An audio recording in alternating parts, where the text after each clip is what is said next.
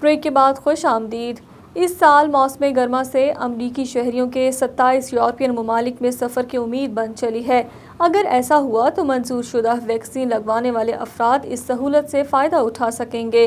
تفصیلات جانتے ہیں لندن سے مقیم احمد کی اس رپورٹ میں۔ یورپین کمیشن کی سربراہ ارسولا وان ڈر لائن نے اس سال موسم گرما سے کورونا سے بچاؤ کی ویکسین لگوانے والے امریکی شہریوں کو سفر کی اجازت دینے کا عندیہ ظاہر کیا ہے۔ انہوں نے بتایا کہ بلاک کے تمام 27 ممالک یورپی ادویات کے ریگولیٹر سے منظور شدہ ویکسین لگوانے والے افراد کو بلا کسی ہیل و حجت کے داخلے کی اجازت دیں گے۔ اگرچہ انہوں نے سفر کے آغاز کی کوئی واضح تاریخ کا اعلان نہیں کیا، تاہم ان کا کہنا تھا کہ امریکہ میں زیر استعمال تمام تینوں ویکسینز کو یورپین میڈیسن ایجنسی منظور کر چکی ہے۔ یاد رہے کہ یورپ نے غیر ضروری سفر پر 1 سال سے زائد عرصے سے پابندی لگا رکھی ہے۔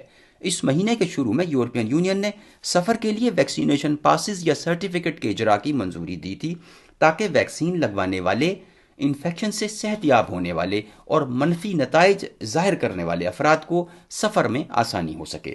ای یو کی ویکسین ٹاسک فورس کے سربراہ نے کہا ہے کہ ہم ماہ جولائی کے وسط تک اتنی ویکسین بنانے کی توقع کر رہے ہیں جو بلاک کے بالغ افراد میں امیونٹی یا قوت مدافعت پیدا کر دے گی۔